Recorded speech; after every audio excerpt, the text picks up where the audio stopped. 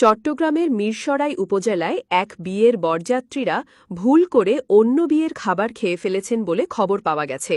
২৫ জুলাই শুক্রবার উপজেলার জোরারগঞ্জ ইউনিয়নের 5 স্টার কমিউনিটি সেন্টারে এ ঘটনা ঘটে।